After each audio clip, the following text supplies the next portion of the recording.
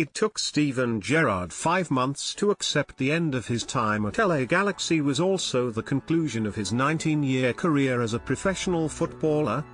The void will never be filled completely, but the addiction continues and must be satisfied.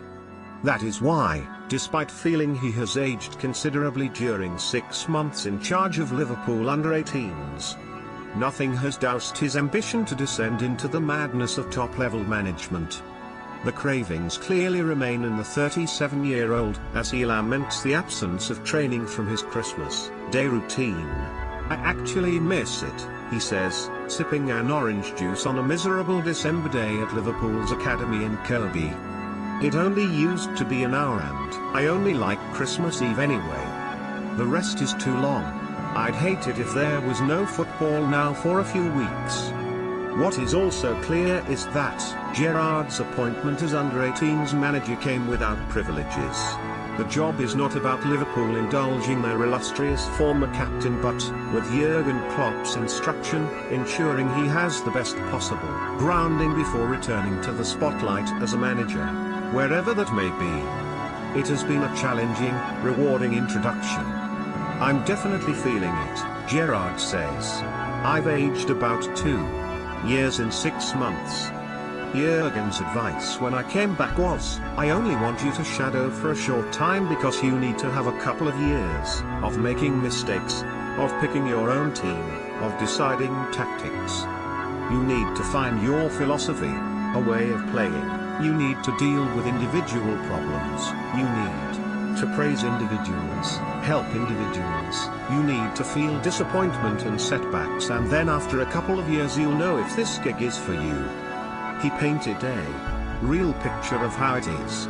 "For the last 5 months I've felt all the highs and lows and experienced all the daily stuff that managers deal with, albeit at youth team level. It will definitely prepare me for wherever I end up. It is not scaring me or putting me off. I know the further I go there is more scrutiny, more attention, more opinions, more criticism, more praise. I get all that. For me it was important to get a taste of it away from the cameras and experience all these things before you go into the madness." The latest chapter in Gerrard's Liverpool career consumes him, just like the one before. He works 6 days a week at the academy. "I had to show the players my work ethic was right and get their trust," he explains, "and the demands have been an eye-opening experience. Top of that list is," he says, "the hours you have to put in." Gerrard explains, "As a player I could switch off when the game was done. That is very difficult as a coach. That has been the main difference. Now after a game I'm thinking what went well, what didn't go well, what individuals do I need to work on this week, who do I need to praise, who do I need to speak to, who's been naughty at school." Having to handle that side of it has been very different for me. Not that I was an angel at school, but we have a guy here, Phil Roscoe, who works on the education and welfare side of things, and he is brilliant, absolutely brilliant. I would be lost if I didn't have Phil's help and support. The staff have been a huge help. For the last 5 months, I felt all the highs and lows and experienced all the daily stuff managers deal with. There is a lot more to it than you think when you're a player. I have more respect for coaches and managers now, even though as a player I always respected the ones I worked with. I didn't realize how much was involved in their roles until I tried it myself." Gerrard also manages the under-19s in the UEFA Youth League where, in both matches against Spartak Moscow this season, he had to deal with Liverpool players being racially abused. Bobby Adekanye in Moscow, Ryan Brewster in the return at Prenton Park. "I've had experience in my playing career of teammates being subjected to that abuse," he says, "but when it is your player and you are leading the team it is a real eye-opener and a learning experience. I care for these kids. They are playing for my club. They are playing for my team. I need to show them support and I will do what Liverpool's former midfielder does not show players. Footage of himself in action. Gerrard is acutely aware of the pitfalls that can await top players who turn to management and discover, to their detriment, that the next generation are not up to their own exalted standards.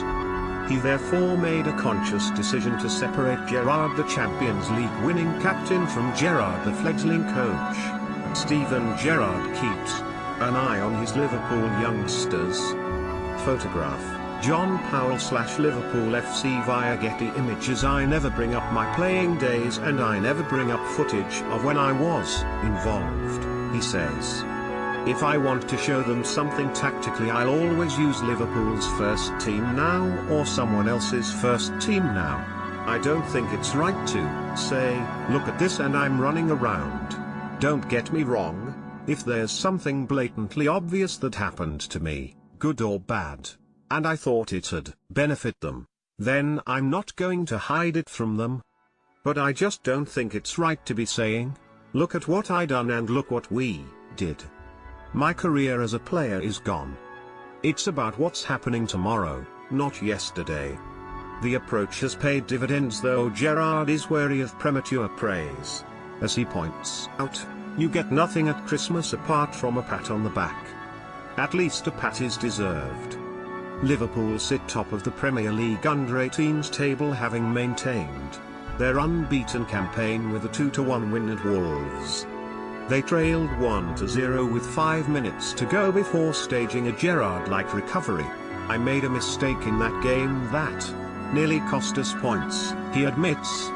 What was it? I can't tell you. One of the reasons I decided to take this job was that I could make mistakes without getting judged in every newspaper and social media site. Gerrard's under-19s topped their UEFA Youth League group with 5 wins from 6 games, cruising into the last 16 with a 7-point advantage over Spartak in second. There is a lot more to it than you think when you're a player. I have more respect for coaches and managers now, Gerrard says. I'm not one of those academy people who say it is all about development and results don't matter. You've got to teach players about winning, about what you've got to do to win and create that attitude and that mentality that's around the club. You can't say to a player at 18 years of age, it's all about winning. Now, it wasn't from 7 to 17. Of course it is about winning. If you ask me whether I wanted to win the league or get 2 players through to the first team, I'd say getting the players into the first team. Really, I want both. Liverpool's decorated academy graduate believes it is harder for today's generation to succeed as Premier League players. Clubs are a lot richer, so can go out and buy players for big money, he says. 10 or 15 years ago you could get through if you were a decent footballer. Now you've got to be sensational to get in and stay in. I look at the players on the fringes like Brewster, Manchester City's Phil Foden and Dominic Solanke. They are good, but can they go to the next level so that when they get in, they stay in?